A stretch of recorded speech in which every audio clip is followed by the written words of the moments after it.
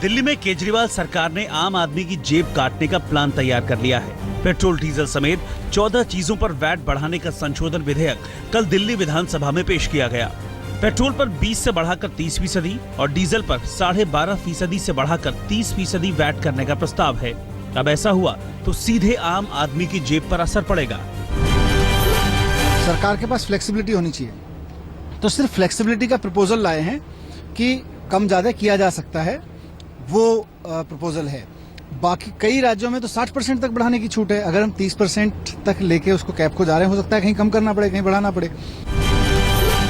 Schedule में amendment कर ये कहा गया है कि अप टू 30% तक आप लगा सकते हो। किसी प्रोडक्ट का नाम नहीं दिया गया, ये नहीं कहा गया कि इस प्रोडक्ट पे हम 30%। केवल फ्लेक्सिबिलिटी के लिए, दिल्ली सरकार की फ्लेक्सिबिलिटी के लिए, वैट डिपार्टमेंट की फ्लेक्सिबिलिटी के लिए एक अमेंडमेंट बिल लाया गया है। महंगाई कहां से बढ़ जाती है? दिल्ली में वैट बढ़ाने का असर विदेशी ब्रांड की शराब, देसी शराब, तंबाकू, गुटखा, बीड़ी, सॉफ्ट ड्रिंक पर भी दिखेगा। 5000 से ज्यादा कीमत वाली घड़ियां महंगी होंगी। दिल्ली में केजरीवाल सरकार के वैट बढ़ाने के प्रस्ताव का बीजेपी और कांग्रेस ने जमकर विरोध किया है। दोनों पार्टियों का कहना है कि इससे दिल्ली की जनता पर बोझ बढ़ेगा।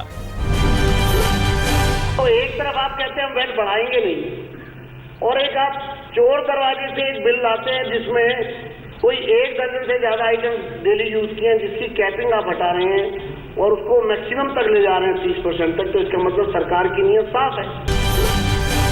खुद को आम आदमी का नेता बताने वाले दिल्ली के सीएम अरविंद केजरीवाल के घर के बिजली के बिल ने सबको चौंका दिया है। आरटीआई के खुलासे के मुताबिक केजरीवाल हर महीने 55 से 65 हजार रुपए की बिजली का बिल चुकाते हैं।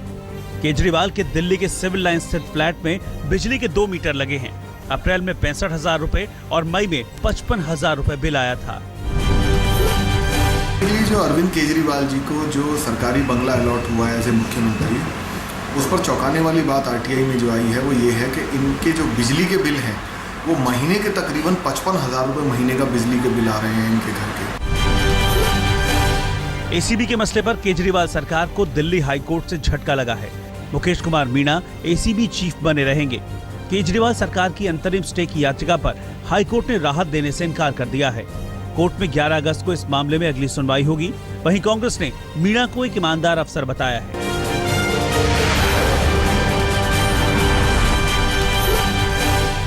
चिक्के विवाद में फंसी महाराष्ट्र की महिला बाल विकास मंत्री पंकजा मुंडे बीती देर रात लंदन से मुंबई लौट आई हैं। एयरपोर्ट पर समर्थकों की भारी भीड़ थी। पंकजा ने कहा कि उनके खिलाफ सियासी साजिश हुई है। पंकजा पर 206 करोड़ के घोटाले का आरोप लग रहा है। उन पर आरोप है कि उन्होंने कायदे कानून को ताक पर रखकर अपनी पसंद की कंपनियों को स्कूल में खाना सप्लाई करने का ठेका दिया। पंकजा पर आरोप है कि उन्होंने अयोग्य कॉन्ट्रैक्टर को काम दिया। ललित मोदी के खिलाफ मनी लॉन्ड्रिंग एक्ट के तहत बड़ी कार्रवाई होने के आसार हैं। सूत्रों के मुताबिक प्रवर्तन निदेशालय ने पूरी तैयारी कर ली है। ईडी 1 हफ्ते के अंदर सिंगापुर, मॉरिशस और दूसरे देशों को एलआर लिखने की प्रक्रिया में है। 5 राज्यों की 6 विधानसभा सीटों पर हुए उपचुनाव के नतीजे आज आएंगे। तमिलनाडु की सीएम जयललिता चेन्नई की आरके नगर विधानसभा सीट पर किस्मत आजमा रही हैं। आय से अधिक संपत्ति के मामले में कोर्ट से बरी होने के बाद जयललिता के लिए इस सीट पर जीत हासिल करना जरूरी है। वहीं मध्य प्रदेश की गरोड सीट पर शिवराज सिंह चौहान की साख दांव पर है। इस सीट को लेकर वोटिंग से पहले विवाद भी हुआ था। यूपी के मुख्यमंत्री अखिलेश यादव ने पार्टी के कार्यकर्ताओं को नसीहत दी है। उन्होंने कहा कि थाने की राजनीति बंद करें।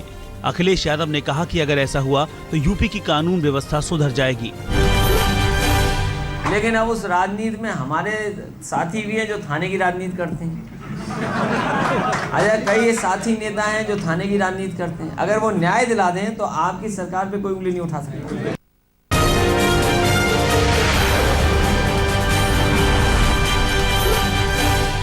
पश्चिम बंगाल में टीएमसी ने अपने 2 विधायकों को पार्टी से सस्पेंड कर दिया है। दोनों पर पार्टी विरोधी गतिविधियों में शामिल होने का आरोप है। निलंबित विधायक शीलभद्र दत्ता और सेउली साह पर गाज गिरने के बाद पश्चिम बंगाल की सियासत में उबाल आ गया है। दोनों निलंबित विधायकों को मुकुल रॉय का करीबी बताया जाता है। बिहार में एनडीए में पप्पू यादव की एंट्री पर सुशील मोदी ने फुल स्टॉप लगा दिया है। छपरा में उन्होंने कहा कि हमारे गठबंधन में पहले से ही 4 दल हैं और हाउसफुल का बोर्ड टंगा हुआ है। हाल ही में पप्पू यादव ने अपनी नई पार्टी जन अधिकार मोर्चा बनाई है। पप्पू यादव को आरजेडी ने पार्टी से निकाल दिया था। हम कोई और किसी के प्रवेश की कोई संभावना इस गठबंधन में नहीं है। जो हाउसफुल का बोर्ड लगा, हाउसफुल है। जो 4 दल आ गए तो यही मिलकर लड़ेंगे चुनाव। मध्य प्रदेश के व्यापम घोटाले में 2 लोगों की मौत पर राज्य सरकार की संवेदनहीनता सामने आई है। 30 साल के युवक की हार्ट अटैक से दम तोड़ने की घटना को राज्य के गृह मंत्री बाबूलाल गौर ने नेचुरल बताया है। आज तक ने जब बाबूलाल गौर से इस बारे में और सवाल दागे तो वो इंटरव्यू छोड़कर चल दिए। व्यापम घोटाले में शामिल आरोपियों में 25 की मौत हो चुकी है।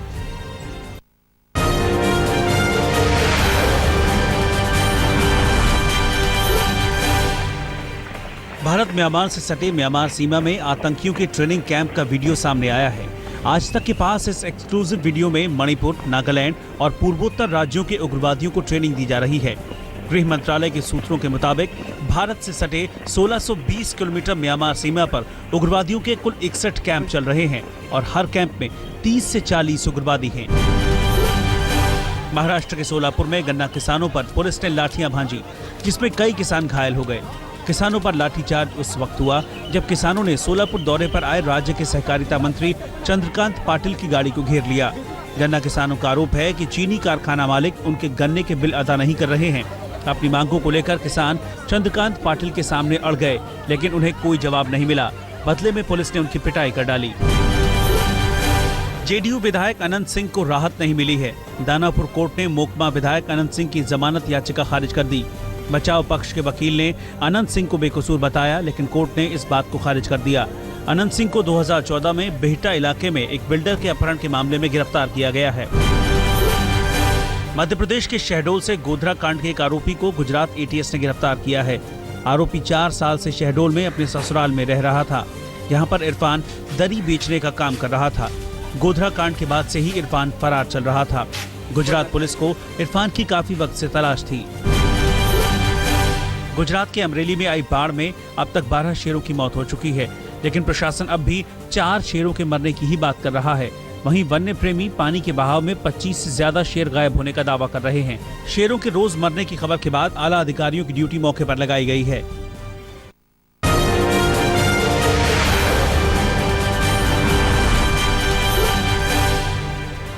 नालंदा में एक स्कूल के डायरेक्टर की निर्मम हत्या से गुस्साए गांव वालों ने सड़क और रेलवे ट्रैक को जाम कर दिया।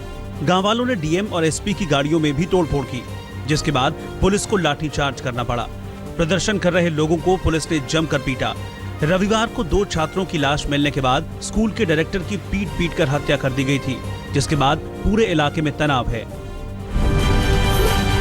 रांची के रिम्स में एक नवजात बच्चे को आवारा कुत्तों ने शिकार बना लिया। बताया जा रहा है कि किसी दंपत्ति ने अपने बच्चे को लाल कपड़े से लपेटकर रिम्स कैंपस में छोड़ दिया था, जहां उसे कुत्तों ने नोच कर मार डाला। लेकिन इस घटना के बाद रिम्स में सुरक्षा पर सवाल उठने लगे हैं। रिम्स कैंपस में 450 सुरक्षा कर्मियों की भारी भरकम फौज है। बावजूद इसके इस तरह की घटना से लोग सकते में हैं।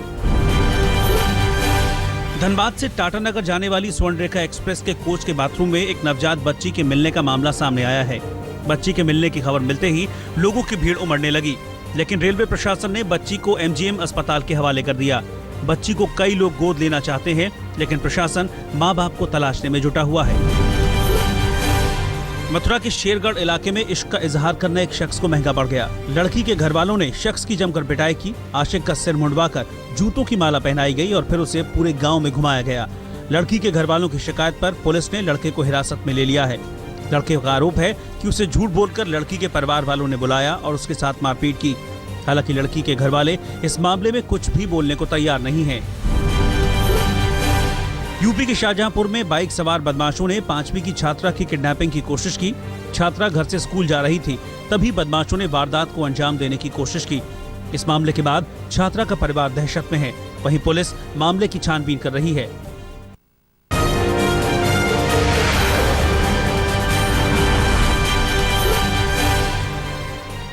मेरठ से इंसानियत को शर्मसार करने वाला वाकया सामने आया है। ब्रह्मपुरी थाना इलाके में चोर पर भीड़ का कहर टूट पड़ा। जानवरों की तरह लाठी डंडों और लात घूंसों से लोगों ने चोर की पिटाई कर दी। चोर लोगों से रहम की भीख मांगता रहा, लेकिन भीड़ का दिल नहीं पसीजा और चोर को पीट कर अधमरा कर दिया, लेकिन पुलिस मौके पर नहीं पहुंची। उत्तर प्रदेश के बागपत में साइबर कैफे में छात्रा के साथ गैंगरेप हुआ। छात्रा स्कॉलरशिप का ऑनलाइन फॉर्म जमा करने गई थी, तभी दो लोगों ने इस वारदात को अंजाम दिया। पुलिस ने आरोपी कैफे मालिक को गिरफ्तार कर लिया है, लेकिन दूसरा फरार हो गया। आगरा के डबल मर्डर केस की गुत्थी सुलझाने का पुलिस ने दावा किया है। पुलिस के मुताबिक वकील प्रवीण गुलाटी की पत्नी रमा और विकलांग बेटी दीक्षा की हत्या सगे भतीजे गौरव गुलाटी ने की थी। गौरव ने रमा से 50,000 रुपए मांगे थे, जिससे रमा ने देने से इनकार कर दिया था। इसके बाद गौरव ने 23 जून की दोपहर घर में घुसकर मां बेटी की हत्या कर दी। चंडीगढ़ में धनास कच्ची कॉलोनी के लोगों पर पुलिस ने जमकर लाठियां बरसाई। डीसी दफ्तर के बाहर प्रदर्शन कर रहे लोगों को पुलिस ने दौड़ा दौड़ा कर पीटा, जिसमें 15 लोग बुरी तरह से घायल हो गए। अतिक्रमण के खिलाफ धनास कच्ची कॉलोनी के लोग डीसी दफ्तर के बाहर प्रदर्शन कर रहे थे।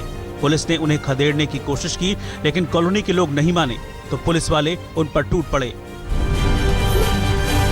पंजाब के गुरदासपुर में बाबा राव जी के मेले में गोली चलने से 7 बच्चे घायल हो गए, जिनमें 2 की हालत गंभीर बनी हुई है।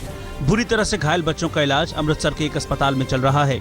शोभा यात्रा के दौरान एक शख्स ने हवाई फायरिंग की, जिसमें एक फायर मिस हो गया और गोली के छर्रे 7 बच्चों को लग गए।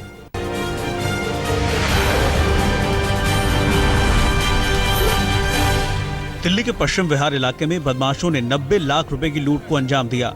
एक ज्वेलरी शॉप के कर्मचारियों से पैसे लूटकर बदमाश फरार हो गए। ज्वेलरी दुकान के कर्मचारी बाइक पर पैसे जमा करने के लिए बैंक जा रहे थे, तभी बदमाशों ने उनका पीछा कार से किया और रॉड दिखाकर डराया धमकाया और पैसे लूटकर चलते बने। पीड़ित के मुताबिक जिस कार में सवार होकर बदमाश फरार हुए वो हरियाणा नंबर की थी। दिल्ली के कालकाजी में पीडब्ल्यूडी की लापरवाही से एक मजदूर बुरी तरह झुलस गया। जमीन की खुदाई करते समय 33,000 वोल्ट की बिजली का ऐसा झटका लगा कि मजदूर 80% तक झुलस गया। पुलिस ने मामला दर्ज कर पीडब्ल्यूडी विभाग से पूछताछ की है। हादसे का ये पूरा वाकया सीसीटीवी में कैद हो गया है। दरअसल पिछले 10 महीने से यहाँ पीडब्ल्यूडी विभाग का काम चल रहा है, लेकिन पूरी तरह से बैरिकेडिंग नहीं की गई, जिसके चलते काम करते समय मजदूर बिजली की चपेट में आ गया। दिल्ली से सटे गुड़गांव के पालम विहार इलाके में 26 साल की एक महिला की लाश मिली है। लाश को बोरी के अंदर बंद कर रिजांगला चौक की ग्रीन बेल्ट में फेंक दिया गया था। लोगों की सूचना पर पुलिस ने शव को अपने कब्जे में लेकर पोस्टमार्टम के लिए भेज दिया है। महिला के शरीर पर चोट के निशान हैं। पुलिस ने इस मामले में अज्ञात हत्यारों के खिलाफ केस दर्ज कर जांच शुरू कर दी है। यूपी के गोंडा में एक युवक ने डीएम आवास के बाहर सुसाइड करने की कोशिश की। जहरीला पदार्थ पीकर युवक जान देना चाहता था। उसे आनन फानन में अस्पताल में भर्ती करवाया गया। युवक का आरोप है कि किराएदार उसका घर खाली नहीं कर रहा है। इसकी शिकायत करने के बावजूद उसकी समस्या का समाधान नहीं हुआ, जिससे तंग आकर उसने खुदकुशी करने की कोशिश की। झारखंड के कोडरमा की पत्रकार निरुपमा पाठक की मौत के मामले में प्रियभांशु रंजन को कोर्ट ने बरी कर दिया है। प्रियभांशु पर निरुपमा को हत्या के लिए उकसाने का आरोप साबित नहीं हो सका। फिलहाल इस मामले में 3 आरोपी निरुपमा की मां सुधा पाठक, पिता धर्मेंद्र पाठक और भाई समरेंद्र पाठक पर फैसला आना बाकी है। 29 अप्रैल 2010 को दिल्ली के एक अखबार में काम करने वाली निरुपमा पाठक की संदेहास्पद स्थिति में मौत कोडरमा के घर पर ही हो गई थी।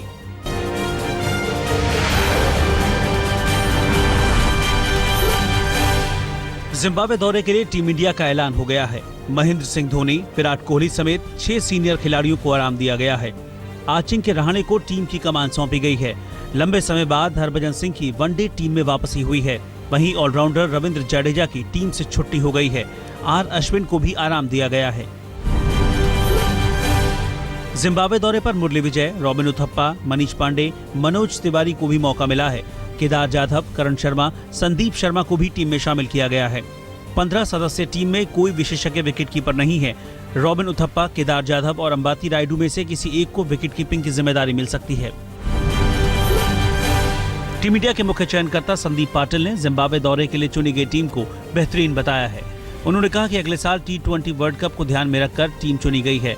पाटिल ने माना है कि बांग्लादेश में टीम ने खराब प्रदर्शन किया, लेकिन उन्होंने कहा अब आगे की सोचना है।